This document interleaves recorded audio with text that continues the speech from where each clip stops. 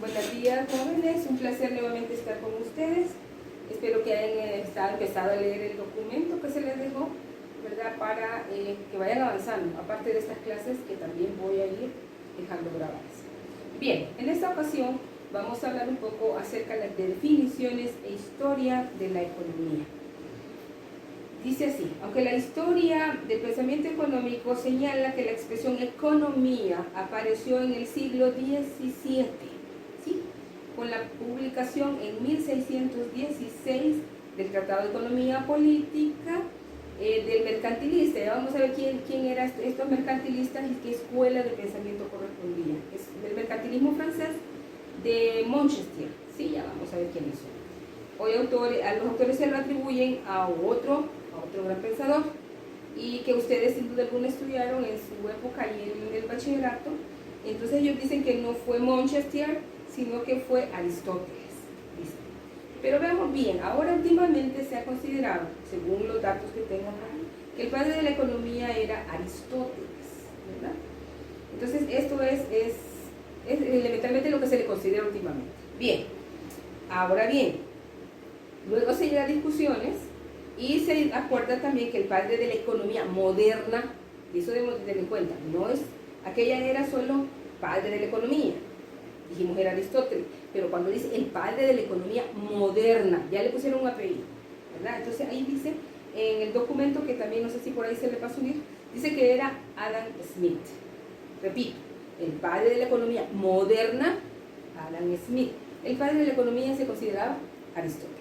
Bien, entonces, como lo hemos medio empezamos a ver en la clase, la primera, hablábamos de que era economía, ¿verdad?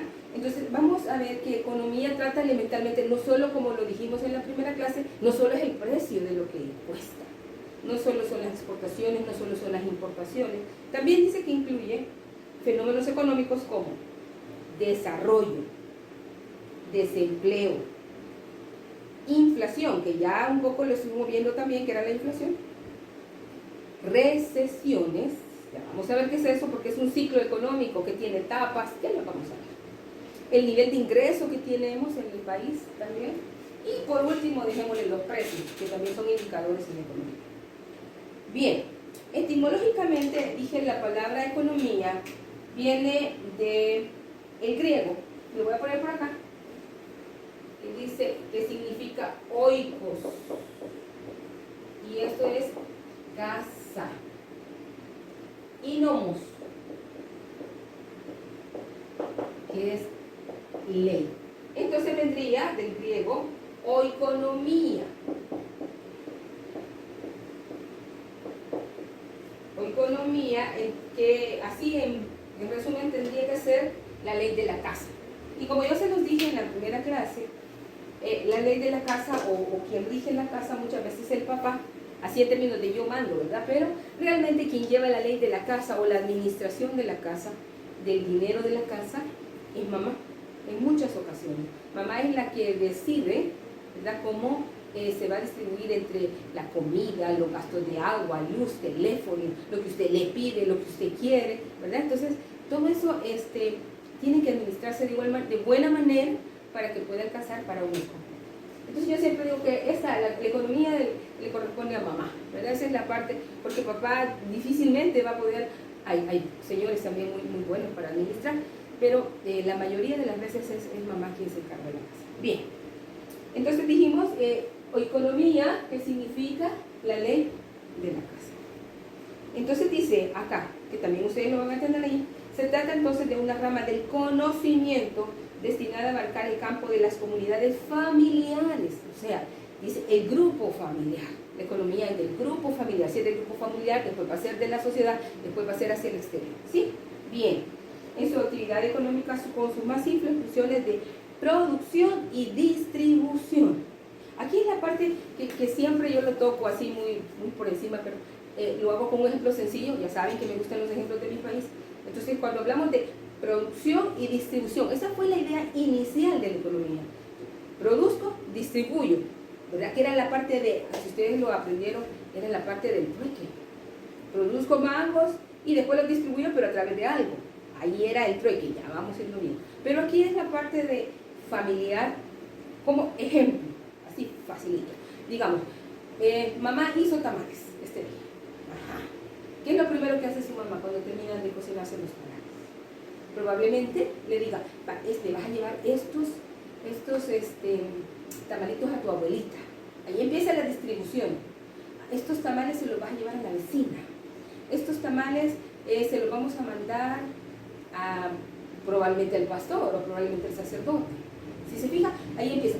Produzco internamente y después distribuyo. Así nació la economía, sin incluir dinero. Allí no está metido todavía el dinero. Entonces, produzco y distribuyo. Producción, distribución. Así nace primeramente la economía. Bien, veamos una definición de economía según Aristóteles, que dijimos que era considerado el padre de la economía. La ciencia del abastecimiento que trata del arte de la adquisición. Fíjese bien, cómo adquirir algo. Yo recuerdo hace años, conversaba con un médico ahí en la universidad y me decía, licenciada, sí, es fácil, usted la parte de economía. ¿Y cómo? Pues es fácil, solamente hay que buscar la forma de sacarle el dinero de la bolsa al cliente. Y yo me quedé así, menos mal no vaya a pensar así conmigo, ¿verdad? A la hora que me atienda. Va a decir, solo necesito de recetarle 2 o 3 medicinas para sacarle el pisto a esto.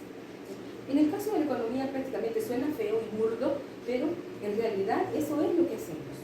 Tratar de generar una necesidad al cliente para que él demande mi producto y me lo pague. ¿Sí se fija? Así nace la economía. Era una definición de Aristóteles un tanto antigua, pero realmente encierra así en forma moderna lo que acabo de mencionar. También hay otras definiciones. En este tiempo la economía era considerada como una rama del conocimiento dedicada a la administración de la comunidad doméstica. Como lo dijimos, es el grupo familiar. Dice, luego de unos estudios y análisis, los mercantilistas, vamos a ver quiénes son los mercantilistas, se dieron cuenta que las funciones y dimensiones se ampliaron, por lo que la economía la definieron como, oiga, una rama del conocimiento esencialmente enfocada hacia una mejor administración del Estado, con el objetivo central de promover su fortalecimiento. Dice, administración del Estado. Entonces, ¿qué quiere decir? Ahí ya no incluyen solo la familia. También ellos dicen, ojo, el gobierno y el Estado también reciben dinero y tienen que saber administrarlo. Si se fijan, los mercantilistas empiezan a meter el Estado. Ya vamos a ver quiénes son los mercantilistas. Y si usted ya empezó a leer el documento, se va a dar cuenta que ahí está. Bien, entonces, ¿qué quiere decir? Que el Estado, si lo vemos hoy en día, o el gobierno en este caso, o el Estado, llamémosle asamblea, fácil, ya sabe que me gusta hablar. Entonces venimos y decimos, le damos dinero al Estado por medio de ¿qué? De mis impuestos. Así es, le llega dinero al Estado. ¿Qué le corresponde al Estado? Según los mercantilistas, deberían de administrar correctamente ese dinero. ¿Para qué? Para verlo y distribuirlo en educación, salud, viviendas mínimas, donde pueda tener acceso la gente que tiene un ingreso de $300. Entonces, si se fijan, todo eso se traduce en economía, no así como lo han venido manejando en la asamblea. Por ejemplo, hubo un año, no sé si ustedes lo vieron o estaban pequeñitos o no se enteraban, había gente que incluso dentro de la asamblea mandaban a comprar una papaya de $1 con el ingreso del Estado. Eso no puede ser, eso no puede ser, porque justamente la buena administración es eso, el administrar adecuadamente y de forma equitativa, llamémosle, ese dinero que ha llegado, entre lo que necesita el pueblo, educación, salud, vivienda, recreación, la pueden incluir. Pero ¿qué ha pasado con estos estados? No voy a decir sobre el anterior, el pasado, no, ni los 10 años, no.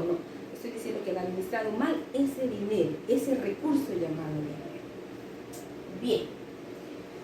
Me dicen acá, no hay un salto definitivo en este momento. Una rama del conocimiento, a lo mejor se realiza. Hay un salto en la economía, en la palabra o en la definición. En el siglo XVII, la economía se desarrolló e ingresó en su fase científica. Ya no es el conocimiento vulgar que platicaban. La gente que habla en la camioneta dice que está jodida la economía. No. O sea, ya tenemos un conocimiento, como lo dije en mi clase, basado en, mire, es que hay desempleo, entonces la economía está mal. ¿Verdad? Los precios han subido, también la economía está mal. El desarrollo de mi país está mal. ¿Verdad? ¿Por qué está mal? Porque no tenemos acceso a salud. Y no voy a hablar de este gobierno ni del pasado. Ya va a haber un momento que me toque entrar, porque la economía no la puedo dejar de tocar sin tocar parte política, lastimosamente, ¿verdad? Tengo que tocarlo porque son bienes, ingresos que el Estado percibe para administrar toda una economía. No la puedo desligar de la política. Bien, entonces, tratándose aquí de reformular los principios fundamentales de la economía, se publicaron dos obras importantes en esa época, que son las básicas para cuando ingresa en la economía. Era en 1758, y ustedes lo tienen ahí, se publicó la obra titulada Tabla de Economía, del señor Quesnay, que por aquí lo tengo escrito, miren, François Quesnay, sí es en francés, quien es fundador de una de las más importantes escuelas económicas, que usted lo va a ver allí, y se llama Fisiocracia. Así se llama, usted la tiene ahí en su folleto, ya lo vamos a ir viendo. Esto fue en el país de Francia. Esa es la primera obra importante, repito, tabla económica, ¿sí? Y después, la obra número 2, en 1776 se publicó la obra Naturaleza y causa de la riqueza de las naciones, esa está en inglés, usted la va a tener ahí también, de Adam Smith, quien es fundador de otra de las obras importantes y la Escuela del Pensamiento, y ahí también está en su folleto la Escuela Clásica. Estoy hablando de Adam Smith, no aparece por acá, vamos acá, ya vamos a ver. Adam Smith también le publicó esa obra, está en inglés, y se llama Naturaleza y causa de la riqueza de las naciones. Bien, luego de la publicación de estas obras surgen los pensadores económicos que pudieron dedicarse al análisis de tres grandes aspectos de la actividad económica, conocidos también como la nueva trilogía teórica. Si ustedes se acuerdan, en un principio dijimos producción, distribución. Ahora dice trilogía, entró una tercera parte. Entonces viene y dice, los tres aspectos ahora son producción, distribución, y aparece la tercera, consumo de las riquezas. Fíjense. Entonces ya poco a poco van incluyéndole otras cosas. Dijimos en un inicio, producción, distribución. Igual volvamos al ejemplo de los tamales y su abuelita. Vino su mamá, los produjo, se lo llevaron ustedes a la abuelita. ¿Qué pasó con la abuelita? No me gustaron, los tiraron. No hizo eso la abuelita. ¿Qué hizo la abuelita? Se los consumió, ¿verdad? Entonces, producción, distribución y consumo. Si lo vemos en esos términos de ese ejemplo que les explico. Bien, entonces, acuérdense, va pasando de una etapa a otra, la economía, a través de los dos pensadores y las dos obras anteriores, pasa de producción, distribución, consumo. Bien, estos tres grandes aspectos se centran las bases sobre las cuales se fundaron las definiciones clásicas, ya van a ver quiénes son los clásicos de la economía, basada en las definiciones de los siguientes pensadores. Aquí tengo un cuadro, para que usted no se me pierda, lo elaboré. Son 7 grandes pensadores de la economía. Y si se fijan, para ser economista en esa época, no pasaron años para empezar a pensar sobre qué era la economía. Por ejemplo, tenemos a Robert Malthus, yo lo tengo aquí como Malthus, él es un pastor. O sea, no necesariamente era economista, ¿verdad? En aquella época, en el siglo XVII. No era economista. O sea, para estudiar economía o hablar de economía, ya hemos visto, no necesariamente tiene que tener un conocimiento de 5 o 6 años. John Law, un financiero, este sí podría estar un poco ligado por la parte económica. Stuart Mill, político, eso se da hoy en día. Toditos los políticos hablan sobre economía. Habría que ver qué tan hondo podemos ir con ellos. Porque, como diría alguien en la parte de locución, decía, tú conoces un mar de cosas, pero por encima. Sí, pero si ahondamos, ahí las cosas ya cambian. Entonces, por eso nosotros vamos a tener un conocimiento científico o tratar de tener un conocimiento sin ser un conocimiento vulgar. En pocas palabras, ese mar de conocimientos por encima es el conocimiento vulgar, pero nosotros lo que hacemos es ahondar. Eso hacemos con un conocimiento, con una cuestión científica. Entonces, el cuarto pensador, ya lo mencioné, Francisco Quesnay, o François Quesnay. Él era médico, fíjense, pero también era economista. Médico. ¿Qué podría ser la relación médico-económica? Le interesaba la parte económica. Como les mencioné en un principio, un médico que me dijo que había que sacarle el dinero a la persona que la tenía en la bolsa. Bien, quinto, Richard Cantillon, banquero. Él sí tenía que relacionarse con efectivo, dinero. David Ricardo, bolsista. Y esto, algunos de ustedes van a decir, ¿qué es eso de bolsista? Hoy en día, por ejemplo, ustedes han escuchado sobre la bolsa de valores. Ha tomado auge. Estados Unidos tiene una bolsa de valores. ¿Sí? Entonces, ¿qué quiere decir? Donde se venden acciones y bonos. Por ejemplo, ahí están las acciones de Coca-Cola. No le voy a decir que está la distribución total, porque valen miles las acciones de Coca-Cola. Una. Y así hay empresas que van surgiendo y van entrando a la bolsa. Y hay indicadores como el Nasdaq, el Standard & Poor's, que son medidores de la actividad financiera de un país. En El Salvador hay bolsa de valores. Se lo dejo de tarea para que lo averigüen. Bien. Vamos al sexto. David Ricardo, bolsista. Y el último, Jean-Baptiste Say, teórico y profesor. Algo así como la que tienen aquí enfrente, que es teórica y profesora intentando ser profesor. Bueno, entonces si se fijan, estos 7 grandes pensadores hacen un aporte a la economía. Ellos hablan, editan obras sobre economía.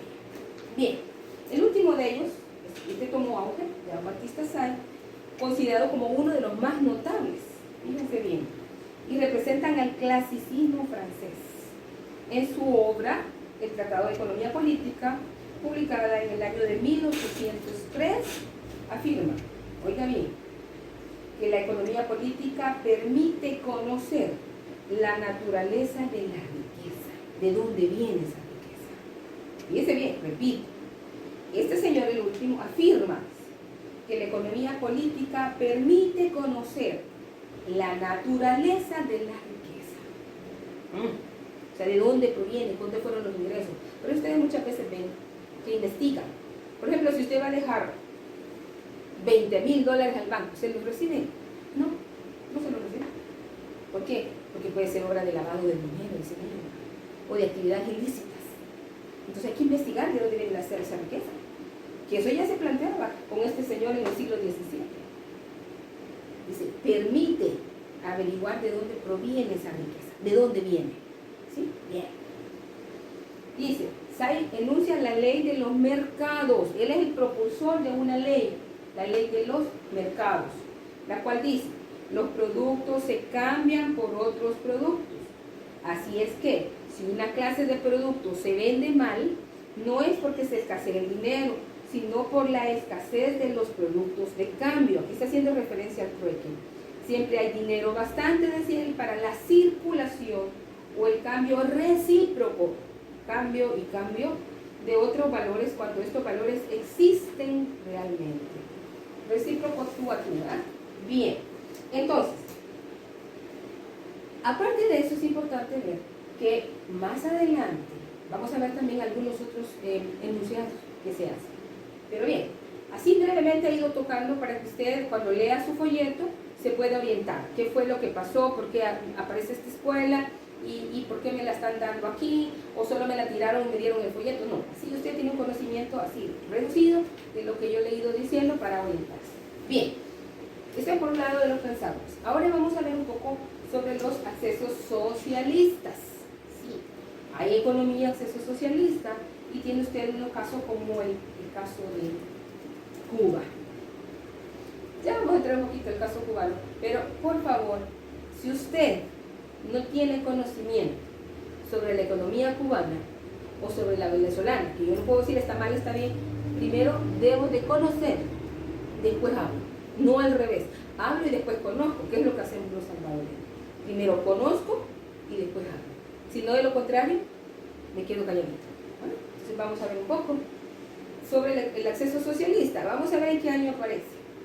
En el siglo XIX, el concepto clásico de la economía se sumó el acceso socialista de inspiración marxista. Fíjense bien, la base a partir de la cual la perspectiva socialista construyó su concepción sobre la materia de la cual ocupa la economía.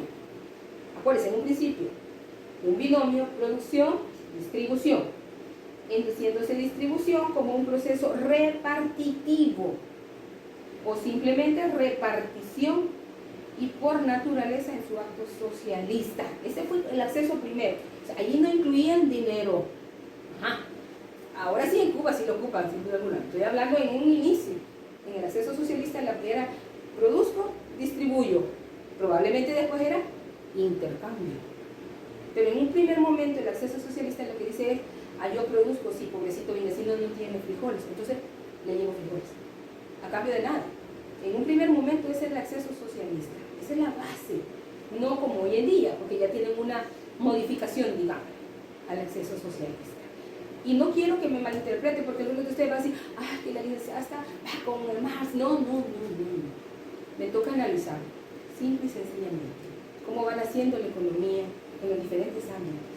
Bien, distintas escuelas del pensamiento económico. Veamos, en Grecia y Roma aparecen las primeras manifestaciones históricas del pensamiento económico. Este se encuentra íntimamente ligado a los esfuerzos de la comunidad primitiva por mejorar su cultura técnica y solucionar sus necesidades económicas inmediatas, y para lograrlo establecieron diferentes tipos de organizaciones económicas. Durante y después de la constitución de esas organizaciones surgieron los primeros filósofos políticos, y eso usted lo vio allá en bachillerato: Platón, Aristóteles, Xenofonte, Cantón, Barrón, Columela y Palacio. Bien, entonces esto era cuando nace en un primer momento la economía y los pensadores de aquella. Bien, entonces así brevemente he hecho un bosquejo de la economía en forma general. Vamos a entrar ahora entonces en la primera escuela del pensamiento que usted ya tiene en su proyecto. Yo lo voy a resumir brevemente para que a usted no le cueste la lectura. La primera escuela es el mercantilismo. Dice acá: es frecuente encontrar en diversos autores de la historia del pensamiento económico la idea de que la tendencia mercantilista sustituyó como finalidad y razón del Estado la acumulación de metales preciosos. Ellos, o sea, el pensamiento mercantilista decía: acumulemos metales preciosos. ¿Cuáles son? El oro y la plata. Y por lo tanto confundió riqueza material con bienestar económico. Cuando yo hablo de bienestar económico, implica que la gente está bien, tiene salud, tiene educación, tiene vivienda, tiene recreación, etcétera, etcétera. Eso es una cosa. Pero esta escuela confundió la acumulación o riqueza material. O sea, ellos dijo: entre más tengo oro y plata y lo acumulo y lo tengo, más poder tengo. ¿Verdad? Eso es lo que dice en la escuela mercantilista. Dice: se trata de una tendencia que aparece en el siglo XVI, florece en el XVII y se extiende hasta el siglo XVIII. Los pensadores de este periodo creyeron que las grandes reservas, ahí lo tiene usted en su documento, de metales preciosos, constituían la propia expresión de la riqueza nacional. La política económica mercantilista escribió que el camino normal para aumentar la riqueza y el poder nacional es a través del comercio exterior. Fíjense que ellos ya empezaron a hablar de comercio exterior. Nosotros lo vimos en la primera clase, la primera reunión que tuvimos, de esa parte de si yo mando es exportar, si yo traigo de afuera hacia adentro es importar. Ellos empezaban a hablar de esto sin tener el conocimiento sobre esto. Bien, dice, tenían las siguientes reglas los mercantilistas: vender anualmente a los extranjeros más de lo que se les compra. Se argumentó que las exportaciones deberían ser grabadas con impuestos moderados o pequeños. O sea, si yo mando para afuera, entonces los impuestos eran chiquitos. Mientras que las importaciones debían ser objeto de una pesada carga tributaria para que fueran desestimuladas al máximo. Imagínense eso pasara con El Salvador en estos momentos. Me dijeran: miren, si usted trae algo de fuera, entonces le voy a poner un alto impuesto. No tendríamos nada en El Salvador, ¿verdad? Entonces, si se da cuenta, no tendríamos nada prácticamente en El Salvador. ¿Por qué? Porque precisamente todo o la gran mayoría viene de fuera. Bien, pero esa es una regla que decían allá los mercantilistas. Decía que las exportaciones debían de ser, o sea, si yo mando para afuera, grabadas con impuestos chiquitos. Pero si traía de allá para acá, tenía que tener impuestos bien altos para desestimular o hacer que la gente no lo trajera. Eso es lo que decían ellos. Bien. Al mercantilismo también se le llama, fíjense bien, cameralismo.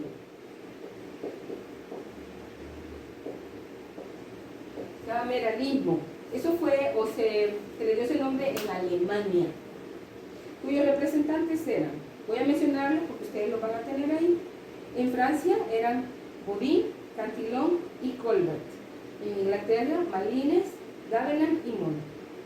Bien, Ellos consideraban como primordial el oro y la plata, ya lo dijimos, recomendando la conservación de metales extraídos. Los estados ambicionaban el poder y cuando no poseían metales preciosos recurrían al comercio como medio para acumularlos. O sea, dame oro y plata y vemos qué te doy. El exceso de las exportaciones sobre las importaciones no debería ser recibido en mercaderías. O sea, él decía, no, deme oro y plata y ahí salimos, sino en lingotes de oro y plata. Bien, si se fijan, hasta ahí más o menos era así brevemente lo que era el mercantilismo.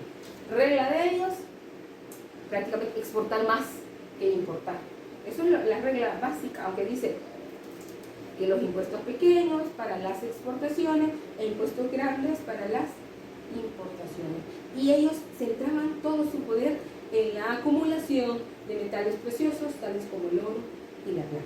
Por eso muchas veces a nosotros los que estudiamos esta carrera siempre nos dicen, los mercantilistas de economía.